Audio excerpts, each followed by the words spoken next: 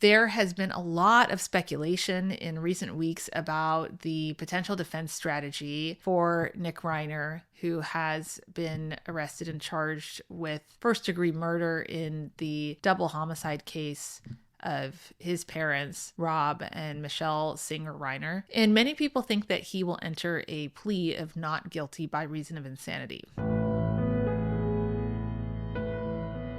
Hello and welcome to the Dr. Suzette Glasner Podcast. Don't forget to hit like and subscribe to my YouTube channel. I really appreciate it, and I appreciate you coming to visit my show. There has been a lot of speculation in recent weeks about the potential defense strategy for Nick Reiner, who has been arrested and charged with first-degree murder in the double homicide case of his parents, Rob and Michele Singer Reiner. And many people think that he will enter a plea of not guilty by reason of insanity. As an addiction scientist, I have published research on the intersection between drug use and psychosis or schizophrenia-like symptoms, and have been consulted as a forensic psychological expert, conducting forensic psychological evaluations and providing expert testimony in some cases that raised questions about criminal behavior in relationship to drug use and potential psychosis. And this has included consideration of an insanity defense in some cases. So today, I'm going to review a few areas of forensic scientific data and see how it lines up with the Reiner case. First, let's just start with what it means to be not guilty by reason of insanity. And while that varies by state, the general guiding principle is that a defendant may be excused from criminal liability at the time of the crime if at the time of the crime they were suffering from a severe mental disorder that rendered them unable to understand the nature of their actions or distinguish right from wrong. So there was a recent study actually last year, and these studies are not so easy to come by. Parricide, or the killing of one or both of one's parents, is fairly uncommon. So it's somewhere between 2 and 4% of all homicides globally. But there is a recent study that compared individuals who committed parricide and were found not guilty by reason of insanity to homicide offenders that were non-parricide offenders. The parricide group was primarily male, 90% of them in their 30s, same as Nick, and over 70% of them unmarried. Nick was unmarried. These individuals were diagnosed with schizophrenia. The crime typically did not occur during their first psychotic episode. So that's interesting. We know that according to the news media reports, Nick Reiner carried a diagnosis of schizophrenia, and some reports that I've seen have said that he was diagnosed a while ago.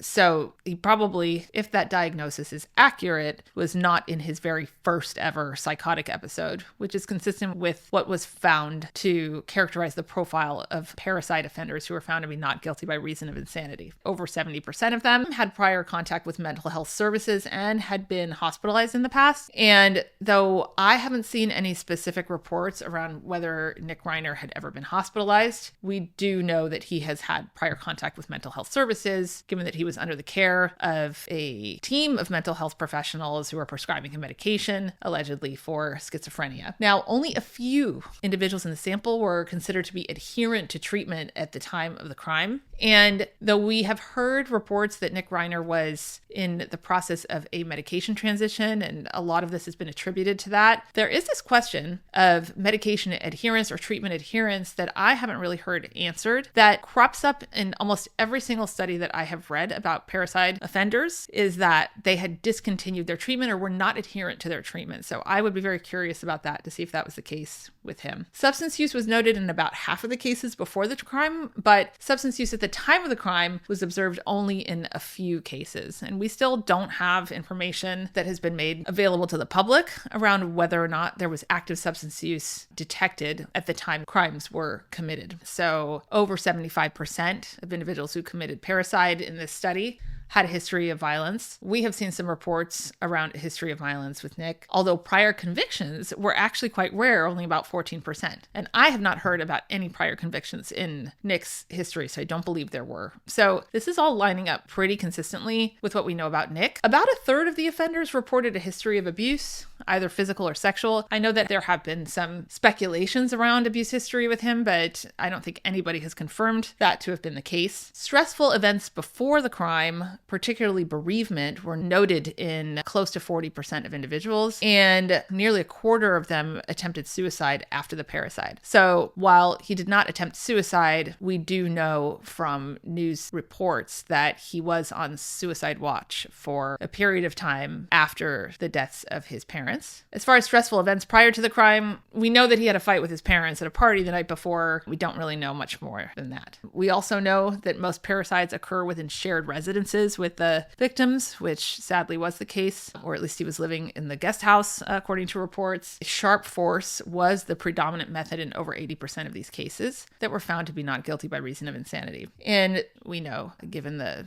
method that was used of stabbing, that was the case. So now I want to shift gears and talk about another study that also came out somewhat recently that looked at how those who commit murder and are found to be not guilty by reason of insanity differ from individuals who are found guilty. So what the study did was they compared the medical and criminal files of 72 individuals who committed murder and were found not guilty by reason of insanity by the court, which ordered their psychiatric hospitalization, which is what we would expect to happen after someone's found not guilty by reason of insanity, in case you're wondering what happens after that. And those were compared with the files of 56 individuals who, according to psychiatric observation and the decision made by the court, were found responsible for their actions or guilty and fit to stand trial. So we're referring to them as the guilty group. So in the not guilty by reason of insanity group, almost 90% were diagnosed with schizophrenia. And even though we know that most people with schizophrenia are not violent, when you look at a sample of individuals who have committed violence of this nature, that's where you may see a high concentration of that small subgroup of individuals with schizophrenia who do have violence. This is where we find them in clinical and forensic samples. So in the guilty group, the majority had no psychiatric diagnoses, and only 20% of them were diagnosed with schizophrenia. In the guilty group, there were about 20% who committed the murder with an accomplice, while in the not guilty by reason of insanity group, there was only 1%.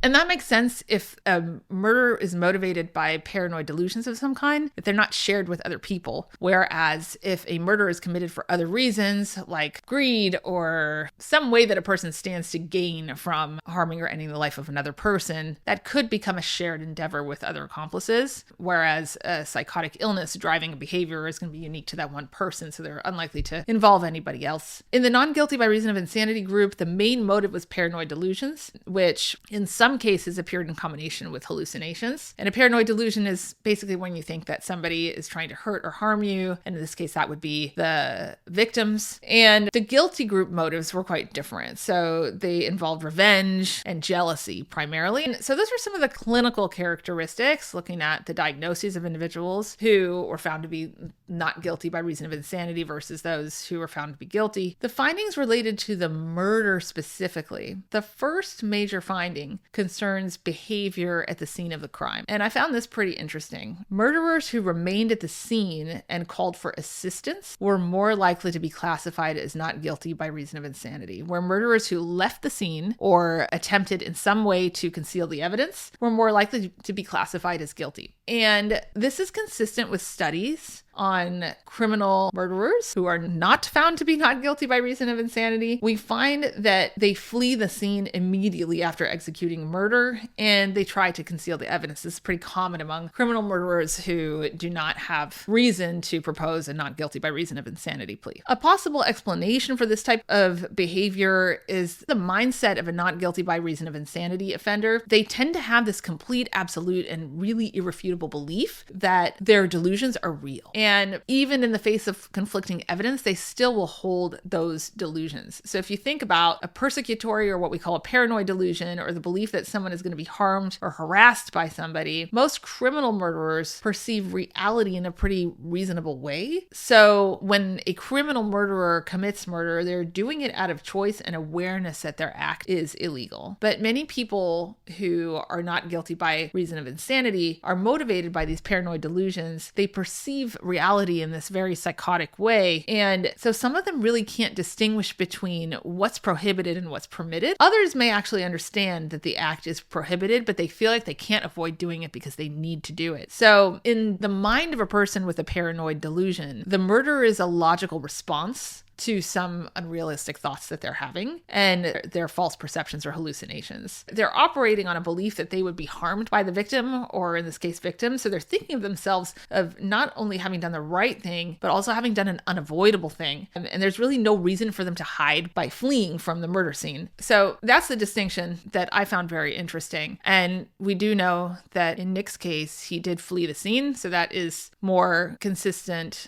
with the cohort of individuals in this study who were found to be guilty. The second finding related to the murder concerns accomplices, which I mentioned. In both the non-guilty by reason of insanity and the guilty groups, most of the murders were committed alone and without accomplices. But if anything, those in the guilty group were more likely to have an accomplice. To our knowledge, Nick acted alone, allegedly. So that could actually classify or characterize either group. Now, another important issue regarding the behavior at the crime scene is related to the way in which the murder was carried out. In some of the cases of the not guilty by reason of insanity group in this study, extreme cruelty was described during the execution of the murder, such as dismemberment of the body or murder by multiple stabbings. We know that there were multiple stabbings in the Reiner case. So those kind of extreme cases were actually not found in the guilty group. I don't think it's very well known why the violence is so much more extreme and so much more cruel in the group not guilty by reason of insanity, but that's something that seemed to have consistently differentiated these two groups. So finally, I'm just going to move on to my third question, which is what about the relationship of substance use to a not guilty by reason of insanity plea? So first, just to step back, federal and state courts provide a wide range of interpretations of whether and under what circumstances the effects of substance use would constitute the threshold condition that's necessary for the insanity defense. So in general, a person becoming what's referred to as voluntarily intoxicated, and then because of the effects of that voluntary intoxication, going out and committing a violent crime does not constitute a basis for an insanity defense. However, if it can be demonstrated that substance use has triggered or worsened psychotic symptoms, for example, that lead a person to lose touch with reality, those psychotic symptoms can become distinct and independent of intoxication. So they might be there whether or not the person was using substances, because the person was vulnerable to developing a psychosis, and or they already had an underlying psychosis that maybe was worsened or exacerbated by the use of a substance. Then the threshold condition for insanity could, in theory, be met. And this relates to this concept of what's referred to in the literature as settled insanity, which is the influence